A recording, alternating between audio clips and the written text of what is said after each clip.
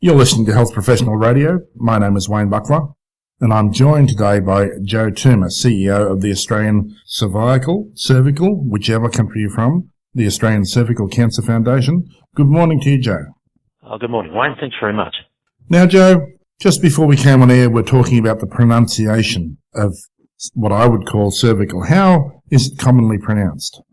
Yeah, look, in Australia or English, the English sort of world, it tends to be cervical cancer, the medical people say, and in the US they tend to say cervical cancer. So we use either. It's most people know what we're talking about. It's a very, very serious cancer for women and probably the biggest cancer killer of women in the developing world. Now, tell us a little bit about your association. What's your geographic footprint? Are you only an Australian organisation, or do you have a broader footprint than that? The Australian Cervical Cancer Foundation started back in the early 2008, not too long after Ian Fraser was credited with inventing the vaccine which can prevent human papillomavirus and thus cervical cancer and other cancers.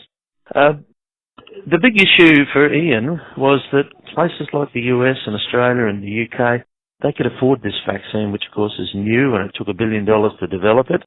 GSK and Merck developed it together and jointly owned the intellectual property of it. So it was going to be okay for women in the Western world, but for the developing world, where about 90% of the women who die from cervical cancer are going to be, they would never be able to afford to get it. So they decided, Ian and some friends of his decided to try and establish a foundation in Australia which would have the objective of getting the vaccine to the developing world where they really need it the most.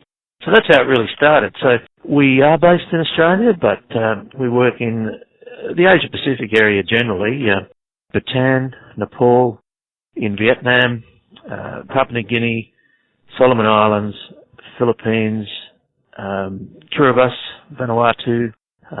That's the area that we generally try to operate in. But also we do a lot of work in Australia, but we don't have to deliver the cervical cancer vaccine or any screening or treatment in Australia, because that's all done by the government, of course, who was the first government, I think, in the world to introduce a national vaccination program for girls back in 2007, and last year, 2014, introduced the vaccination program for boys and girls. So now everybody who's in about grade 8 at school is eligible to have the vaccine if they'd like to have it.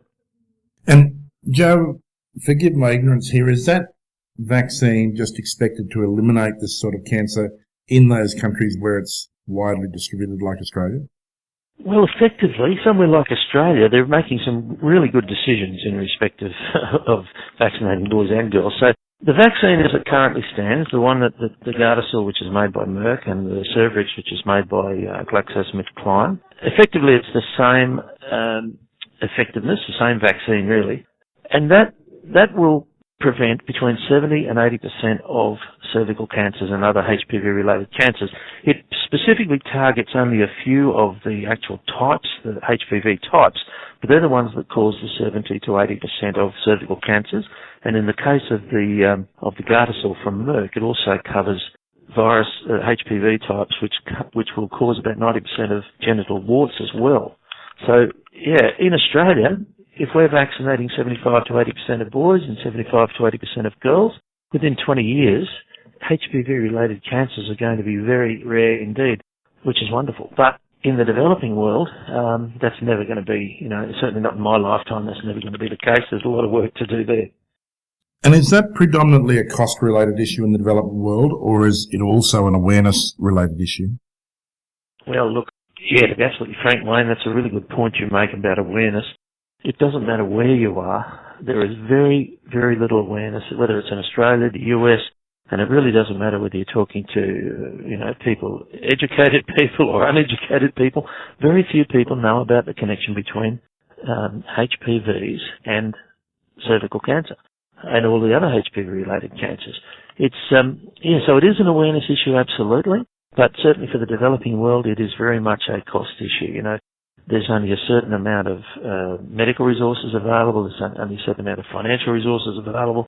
And I guess, if you're a developing country, you're probably going to put most of your effort into making sure you've got clean water for people to drink rather than something like HPV vaccinations. Having said that, organisations such as the Gavi Alliance, the Global Alliance for Vaccine Immunisation, which is a partnership of World Bank, World Health Organization, Bill and Melinda Gates Foundation, and a lot of countries around the world, including the Australian government, which have put money into it, they're trying to make underutilised vaccines available at an affordable cost in developing countries where they're really desperately needed. And the HPV vaccine is actually, I think, about the 8th or 9th vaccine that they've generally made available and at a subsidised rate. And that was brought in about a year or so ago. So that's actually making it much more sustainable and giving some very low-income countries the opportunity to have the same vaccination program that our girls in Australia or the girls in the US or Europe are able to have. It's been a wonderful, it's a wonderful organisation in terms of saving lives through the use of vaccines. It's surprising how much good can be done when people of good intent get together. You're listening to Wayne Buckler on Health Professional Radio, and today I'm in conversation with Joe Toomer from the Australian Cervical Cancer Foundation. Joe, I guess if people want more information, the best place they can go is to your website. That's www.accf.org.au. Is that right?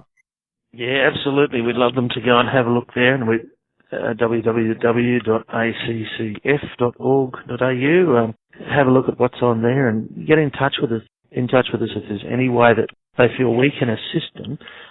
Certainly in the developing countries where we're working, we'd love to hear from government and hospitals and NGOs who are working in those countries to see what we can do to help them with the potential vaccination programs, or certainly for screening and treatment of women. The vaccinations are really important, but they're not going to save the girls' lives for probably another 10 years.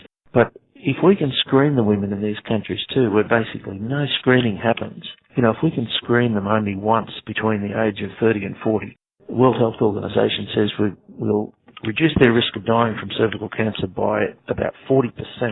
So that's a really, really important one. And most women in most developing countries have never, probably ever been screened. I mean, you'd probably find that if they're lucky, about 1% of women in a developing country would ever have the opportunity to be screened for cervical cancer. And, that's a way of, while we're going to be saving girls' lives, in fact, thousands and thousands of girls' lives in 10 or 15 years' time because they've been vaccinated, we also need to look at the women today who are at risk of cervical cancer, the HPV-related cancers, so what we can do to help them. Now, Joe, what practical contributions can people make to you? Well, it would be wonderful. We need all the support we can get in terms of donations, of course, so people are more than welcome to donate on our website.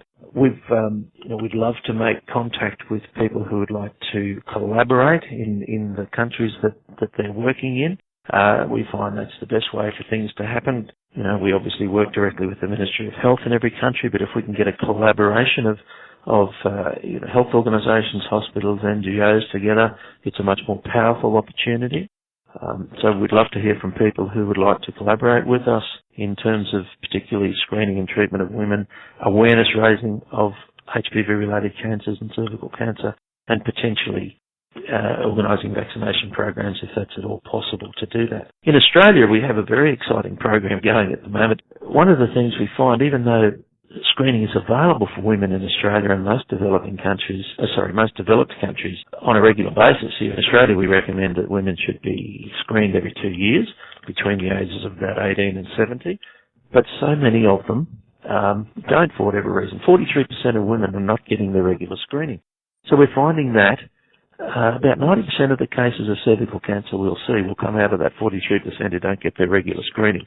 If we can pick it up early, and as Ian Fraser says, cervical cancer should be an entirely preventable disease. So if we can pick it up early in places like Australia, it's very, very easy to treat. But if it's picked up late, it's very difficult to treat. So we've got a wonderful program going called Get the PAP Text, which is a little bit of a play on words, but it's the first time ever in the world that women can actually sign up. They go to our website, they can sign up to get a text reminder, an SMS reminder, or an email reminder when the next test is due. So we'd love women to go to our website and sign up for that. It takes about probably 30 seconds. And we love doctors and nurses to refer women to that website to make sure they do come back. Because what happens is, of course, that we have a completely paper-based system for reminders for women these days, and of course nobody That's just not it's not the technology people use these days. If you move house off and you get lost off the register, you change doctors or you move interstate, So a lot of women aren't coming back simply because they forget or they haven't got the reminder, And of course, a couple of years goes by very quickly, and it might be 3 or 4 or 5 years before they come back and think about, it's a long time since I've had a pap test, So hop onto our website, www.accf.org.au. Sign up for the Get the Pap text, and we can send out an SMS or a email reminder to your patients. And for all our nurses listening, we'd love you to refer your patients, but sometimes nurses are not the most diligent at looking after their own health care, so you might like to just pop in there and add your own name while you're referring your patients to that list. These are easy things to miss. So for all our nurses, thank you for the referral, but a little bit of self-referral might be in order here as well. Joe, it's been splendid chatting to you this morning. Yes, sorry, go on. I was just saying, by all means, nurses, pop onto the website, try it out for yourself. Then you can say to people, it's a really quick and easy process, and it works fine. Or if they have some trouble with or difficulties with it, get in touch with us and let us know. That's exactly right. If they try it and they're convinced it's a good, it's a good opportunity, then hopefully we'll be very comfortable referring their own patients on to do the same thing. It's not a replacement for the official system here in Australia, but it's just a little bit extra that we're now in the 21st century, and it's using 21st century technology. So anyway, thank you so much, Wayne. It's been wonderful to talk to you. It's been a pleasure having you on, and I've enjoyed our conversation. Now, we will have a transcript of this interview up on our website, www.hpr.fm. We will also have this interview on our SoundCloud archive for anyone who's interested in having a listen to it again, or maybe you've just caught the tail end of it here on the radio and you want to have a listen. You can go to that sound archive and get hold of it. You've been listening to Health Professional Radio. My name is Wayne Buckler.